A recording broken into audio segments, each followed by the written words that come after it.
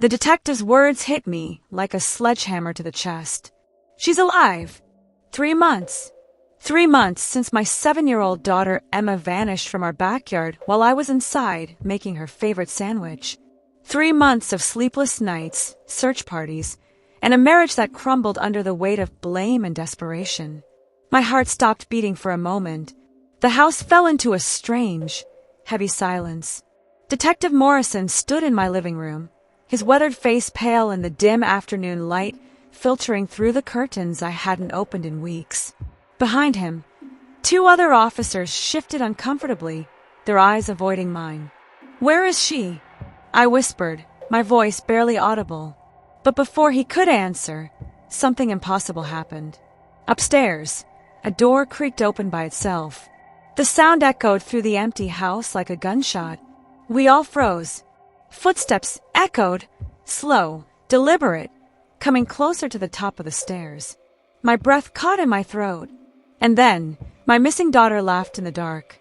That same giggle I'd heard 1,000 times before. The one that used to fill our home with joy. But now, in this moment, it sent ice through my veins. Because Emma wasn't supposed to be here. Emma was supposed to be wherever Detective Morrison had just found her alive. "That's impossible," Morrison breathed, his hand instinctively moving to his weapon. But I was already moving, taking the stairs 2 at a time, my legs shaking with a mixture of hope and terror. "Emma! Emma, baby, is that you?" The laughter came again, closer now, from her bedroom at the end of the hall. The door was slightly ajar, and I could see the faint glow of her old nightlight, the one shaped like a butterfly that I couldn't bring myself to unplug after she disappeared. I pushed the door open with trembling hands. The room was empty, but Emma's music box sat on her dresser, playing that haunting melody from Fur Elise that she loved so much. The lid was open, and the tiny ballerina spun slowly in circles, casting eerie shadows on the walls. "Mrs. Chun," Detective Morrison said quietly behind me. "We need to talk. What I came to tell you, it's complicated." I turned to face him, my heart hammering against my ribs. "You said she's alive. Where is she? Where's my daughter?" Morrison exchanged a glance with his partners. "We found her this morning. She's been living with a family in Portland, Oregon. A couple named the Hendersons. They adopted her legally." "What are you talking about? That's impossible. She was kidnapped from our backyard." "Ma'am, I need you to sit down." His voice was gentle but firm. "The Hendersons have paperwork, legal documents. They say Emma is their daughter. They've had her for over 2 years. The room spun around me. 2 years? She's only been missing for 3 months. "Mrs. Chun," one of the other officers spoke up, pulling out a tablet. "We need to show you something." The screen displayed a photograph that made my knees buckle. Emma, my Emma but older. Maybe 9 or 10 years old, standing between a middle-aged couple I'd never seen before. She was smiling, holding a birthday cake with candles that read, "Happy 9th birthday." "This was taken last week," Morrison said quietly. "According to the Hendersons, Emma is their daughter Sarah. They have birth certificates, medical records, school enrollment papers. Everything checks out legally." "You're lying." My voice came out as a snarl. "Someone forged those documents. Someone stole my daughter and created a fake identity for her." But even as I said the words, doubt crept into my mind like poison. The photograph was too real, too detailed. And Emma, or Sarah, looked genuinely happy. Not like a kidnapped child, but like a girl who belonged with that family. The music box continued to play its haunting melody. Over and over again, the same few bars of Fur Elise. "There's something else," Morrison said, his voice barely above a whisper. "Mrs. Chun, when did you last see your daughter alive?" 3 months ago, July 15th. She was playing in the backyard while I made lunch. "Ma'am, according to our investigation, there's no record of Emma Chun ever existing." The words hit me like a physical blow. "What?" "No birth certificate, no hospital records, no school enrollment, no pediatrician visits. It's like Emma Chun was never born." I stumbled backward, my mind reeling. "That's impossible. She lived here for 7 years. She had friends, teachers, a pediatrician, Dr. Martinez on 5th Street. Morrison shook his head slowly. We checked Dr. Martinez's office. No patient named Emma Chin in their system. We contacted the elementary school. No enrollment record for any Emma Chun. You're wrong, I screamed, but my voice cracked. She was real. She real. Look around this room. These are her toys, her clothes, her bed. But as I gestured wildly around the room, a horrible realization began to dawn on me. The dust. Everything was covered in a thick layer of dust, as if it hadn't been touched in years. The clothes in the closet were too small, size for a 4-year-old, not a 7-year-old. And they smelled musty, forgotten. The music box suddenly stopped playing. The silence was deafening. Mrs. Chun, Morrison said gently, when did your husband leave you? After Emma disappeared. The stress was too much for our marriage. According to the divorce papers we found, he left you 4 years ago. He cited your mental health issues. My legs gave out. I collapsed into Emma's tiny desk chair, my world crumbling around me. No, that's not right. Emma was here. She was real. She laughed. She played. She loved strawberry jam on her toast. Detective Morrison crouched down beside me, his eyes filled with compassion. Mrs. Chun, we found something in your medical records. 4 years ago, you were treated for severe postpartum depression after losing a baby. I don't remember. The baby died during childbirth. A little girl. You named her Emma. The room began to spin faster. Memories flooded back, but they were different now. Sitting alone at the kitchen table, talking to an empty chair. Playing tea party by myself in this room. Buying clothes and toys that I would arrange carefully, then put away. The neighbors, I whispered desperately. They saw her. They would wave to her when we played outside. Morrison's expression grew even sadder. Mrs. Chun, your neighbors report that you would often be seen in the backyard alone, talking and laughing with no one there. They were concerned, but they didn't want to interfere. The laughter I'd heard upstairs, it was my own. Echoing through a house where I'd created an entire life for a daughter who existed only in my broken mind. But then I remembered something else. Something that didn't fit. Wait, I said, my voice growing stronger. If Emma never existed, then explain the photograph. Explain the girl in Portland with the Hendersons. Morrison and his colleagues exchanged another glance. This one was different. Nervous. That's why we're here, Mrs. Chun. You see, the girl in Portland, the one they call Sarah Henderson, when we ran her DNA through the system. He paused, swallowing hard. She's a match for your genetic profile. The room went dead, silent except for the ticking of the old grandfather clock downstairs. What are you saying? I'm saying that somehow, impossibly, there is a girl in Portland who shares your DNA. A girl who looks exactly like what your daughter Emma would look like if she had lived and grown up. The Hendersons claim she's been with them since she was an infant, but their story doesn't add up either. Morrison pulled out another photograph. This one showed the couple more clearly. The man was tall with graying hair and kind eyes. The woman was petite with auburn hair and a warm smile. But there was something familiar about them that I couldn't place. We're investigating the possibility that this couple illegally acquired a baby 4 years ago through some kind of underground network. A baby that should have died, according to official records. My mind raced.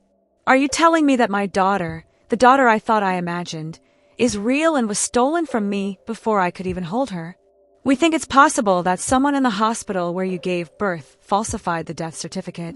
There have been cases of corrupt officials selling babies to couples who can't adopt through legal channels.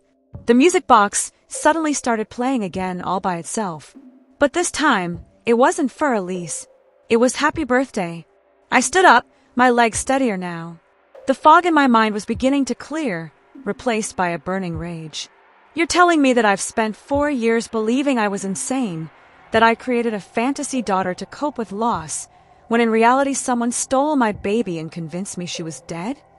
We're still investigating, but who? My voice was ice cold now. Who did this to me? Morrison hesitated. Dr. Gerald Watson. He was the attending physician during your delivery. He retired shortly after and moved to Portland, Oregon. Portland, where my daughter was living with the Hendersons. He sold my baby, I whispered. He sold my baby and made me think she was dead. Made me think I was losing my mind. Mrs. Chun, we need you to come with us. We're going to Portland to confront Dr. Watson and the Hendersons. If our suspicions are correct, we can reunite you with your daughter and put the people responsible behind bars. I looked around Emma's room one more time. All these years, I'd thought the shrine to my imagination was proof of my madness. But now I realized it was something else entirely. It was a mother's love refusing to let go, even when the world conspired to convince her that love was delusion. Let's go get my daughter, I said. The drive to Portland took 6 hours. With each mile, my heart grew heavier and lighter at the same time. Heavier with the weight of what had been stolen from me. Lighter with the possibility that my daughter, my real, living, breathing daughter, was waiting for me. When we pulled up to the Henderson house, a modest 2-story home in a quiet suburb, I saw her immediately. She was in the front yard, older than I'd imagined her but unmistakably mine. She had my eyes, my stubborn chin, my wild curls that never wanted to stay in place. She looked up when our car door slammed shut, and for just a moment, one impossible, magical moment, recognition flickered across her face. As if somewhere deep in her earliest memories, she knew who I was. Sarah, come inside. The woman I now knew wasn't her mother called from the porch, but Sarah didn't move. She kept staring at me with those familiar dark eyes. Mommy, she said softly, and my heart shattered and reformed in the same instant. Detective Morrison approached the Hendersons while I knelt down in front of my daughter. Hi, sweetheart. Do you remember me? She tilted her head, the same way she used to when she was puzzling over something in the fantasy life I'd created for her. I dream about you, she said quietly. You're the lady who makes strawberry jam toast. I had to bite my lip to keep from sobbing. Even stolen from me, even raised by strangers, some part of her had held on to the bond between us. Behind us, I could hear Detective Morrison reading the Hendersons their rights, their protestations, their crumbling story falling apart under official scrutiny. Dr. Watson was arrested the next morning at his retirement home. When confronted with DNA evidence and testimony from other hospital staff who had finally come forward, he confessed to running an illegal baby-selling operation for over a decade. Dozens of families had been destroyed, dozens of children stolen from their birth parents, and sold to couples willing to pay enormous sums for a clean adoption.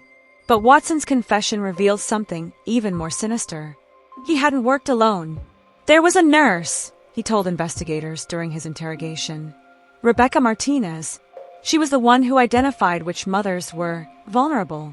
Single mothers, mothers with mental health issues, mothers who wouldn't be believed if they claimed their babies were stolen. Rebecca Martinez. The name hit me like a lightning bolt when Detective Morrison called to tell me. I remembered her, a kind-faced woman in scrubs who had held my hand during the most difficult hours of my labor. She had been there when Emma was supposedly stillborn. She had been the one to take the baby away, telling me it was better if I didn't see her. She's the one who sedated me, I told Morrison, the memories flooding back with crystal clarity now that my mind was free from the fog of manufactured grief. After the birth, I kept asking to hold my baby. She gave me an injection and said it would help with the pain. When I woke up, they told me Emma had died. The investigation expanded rapidly. Martinez had fled the country when Watson was arrested, but Interpol tracked her to a compound in Guatemala where she was living under an assumed name. When they raided her home, they found something that made my blood run cold, a ledger containing the names of 47 babies sold over 12 years, along with detailed profiles of their birth mothers. My name was there, with notes that made me sick to read. Postpartum depression risk, high. Single mother. No family support. Perfect candidate for grief substitution therapy. Grief substitution therapy. That's what they called it. The systematic psychological manipulation designed to make mothers believe they had imagined their children rather than lost them to thieves. Detective Morrison flew me down to Guatemala to confront Martinez face to face. I needed to hear from her own lips what she had done to me, to Emma, to all those other families. She was a broken woman by then, her kind facade completely gone. When they brought her into the interrogation room in shackles, I barely recognized the nurse who had seemed so compassionate 4 years earlier. Why? I asked her simply. Why steal babies from mothers who already love them? Martinez looked at me with dead eyes. Do you know how much money desperate couples will pay for a healthy infant? especially a baby with no complicated history, no drug-addicted birth mother, no genetic red flags. So you targeted vulnerable women. We provided a service, she said coldly. Those couples got the babies they desperately wanted. The babies got loving homes with financial stability. Everyone won. Everyone except the real mothers. She shrugged. Most of you were better off. Single mothers, poor mothers, mothers with mental health issues. We saved those children from difficult lives. I wanted to reach across the table and strangle her, but Detective Morrison's hand on my shoulder kept me grounded. What about the psychological torture? Making us believe we were insane. Necessary, she said without a trace of remorse. If mothers believed their babies were stolen, they would never stop looking. But if they believed the babies never really existed, or died naturally, they would eventually heal and move on. Heal! I laughed bitterly. I spent 4 years thinking I was losing my mind. I created an entire fantasy world for a daughter I thought was dead. My husband left me. I lost my job, my friends, my sanity. But you survived, Martinez said. And now you have your daughter back. In the end, it worked out. Her casual dismissal of the trauma she had inflicted was breathtaking. I realized then that she genuinely believed she had been doing good work, that the ends justified the horrific means. The Hendersons, it turned out, weren't evil people. They were desperate parents who couldn't conceive and had been told by Dr. Watson that they were adopting a baby whose mother had died in childbirth. They had paid $75,000 for Emma, money that had gone straight into Watson's and Martinez's pockets. Their grief at losing her was genuine, even if their claim to her never was. During the legal proceedings, I learned that I wasn't Watson and Martinez's only victim who had been gaslit into believing their child was imaginary. There was Maria Santos, who had been convinced that her son Carlos was a hallucination brought on by untreated schizophrenia. She had spent 3 years in and out of psychiatric facilities while Carlos grew up with a wealthy family in California. There was Jennifer Walsh, a teenager whose parents were told her baby had died when she actually survived and was sold to a couple in Texas. Jennifer had attempted suicide twice, believing the guilt of imagining a dead baby was driving her insane. And there was David Kim, a single father whose wife had died in childbirth. The hospital convinced him that his grief had caused him to imagine the baby surviving when both mother and child had actually died. His daughter Lisa had been living in Arizona, believing her adoptive parents were her biological family. 47 families, 47 children. Millions of dollars in profit from human trafficking disguised as compassionate adoption services. The legal proceedings took months, but they revealed even more horrors. During the investigation, we discovered that Watson and Martinez had been protected by a network of corrupt officials throughout the state. Judge Patricia Thornfield had been signing falsified adoption papers for years, collecting $10,000 for each signature. Court clerk Michael Rodriguez had been backdating documents and creating fake case files. Even some social workers had been paid to look the other way when obvious red flags appeared in adoption cases. The conspiracy reached higher than anyone imagined. When FBI agents raided Watson's home office, they found a safe containing blackmail material on dozens of prominent figures, mayors, state senators, police chiefs, all of whom had either participated in the baby-selling ring or had received stolen children for their own families. But the most shocking discovery came when they analyzed Watson's financial records. The operation had generated over $15 million across 12 years. The money had been laundered through fake medical research foundations and charitable organizations supposedly dedicated to supporting grieving families. During my counseling sessions, I learned that I wasn't the only victim who had created an elaborate fantasy life for their stolen child. Dr. Sarah Chun, my therapist, who shared my last name purely by coincidence, told me that severe trauma can sometimes manifest as protective delusions. Your mind couldn't accept that Emma was simply gone, she explained during one of our sessions. So it created a scenario where she still existed, but in a way that felt manageable. An imaginary Emma was better than a dead Emma, even if it came with the cost of questioning your sanity. She showed me recordings of other victims from the Watson-Martinez network. Maria Santos had created an entire preschool classroom in her apartment where she would teach lessons to her invisible son Carlos. Jennifer Walsh had been buying birthday presents for her imaginary daughter for 3 years, wrapping them carefully and putting them in a closet. David Kim had been having full conversations at the dinner table with an empty high chair, discussing his daughter's day at school.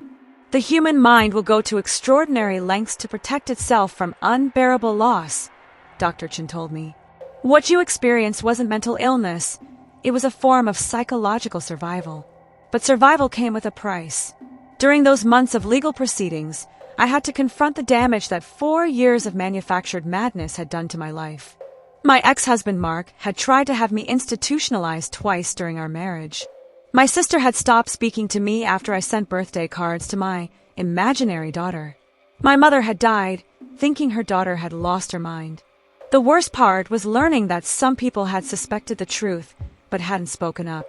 Mrs. Patterson, my elderly neighbor, admitted to police that she had always thought it was strange how I could describe Emma so consistently, down to specific details about her personality and preferences. Most people with delusions change their story, Mrs. Patterson told Detective Morrison. But Emma was always the same child, same favorite foods, same bedtime stories, same little habits. It felt more like remembering than imagining. My former coworker Janet revealed that she had always been skeptical of my husband's claims about my mental health. You weren't acting like someone with psychotic episodes, she said. You were acting like someone who was grieving. There's a difference. Even Dr. Martinez, the pediatrician who supposedly had no record of Emma, later admitted under oath that he remembered me calling about a sick child several times. But when Watson's people contacted him with threats and bribes, he had agreed to purchase records and deny ever treating Emma. During that time, Emma lived with a foster family, while I underwent counseling to deal with the trauma of the past 4 years. The courts wanted to ensure I was mentally stable enough to care for her full-time. It was the hardest period of my life, but also the most hopeful. Emma and I had supervised visits twice a week. Slowly, we began to build a relationship based on reality instead of fantasy. She started calling me Mom instead of Mommy, a small but significant acknowledgement that we both needed to grow into this new version of our relationship. On a cold Tuesday in November, exactly 1 year after Detective Morrison first knocked on my door, Emma came home with me for good. We walked into the house together, and I watched as she took in her bedroom, the room I'd maintained as a shrine to my imagined daughter. "It's perfect," she said, running her fingers over the music box that had played such a haunting soundtrack to my breakdown and breakthrough. "It's exactly like I remembered in my dreams." She wound the music box, and Fur Elise began to play. But this time, instead of sounding like a funeral dirge, it sounded like a celebration. Like a promise that some bonds are too strong to be broken, even by lies, corruption, and the cruelest manipulations of fate. Dr. Watson died in prison 6 months later. The Hendersons moved across the country, and we never heard from them again. But sometimes Emma mentions them fondly, acknowledging that they were kind to her even if their love was built on a foundation of theft. Emma is 12 now, and she's nothing like the imaginary daughter I created during my darkest years. She's funnier, more sarcastic, more independent. She loves soccer instead of tea parties, prefers rock music to classical, and thinks strawberry jam toast is gross. She's wonderfully, perfectly real in ways my fantasy could never capture. But sometimes, when she laughs, I hear echoes of those impossible sounds I thought I'd imagined in an empty house. And I realize that maybe, just maybe, love really is stronger than lies, and hope really can survive in the darkest places. The music box still sits on her dresser, though she rarely winds it anymore. When I asked her if she wanted to put it away, she shook her head.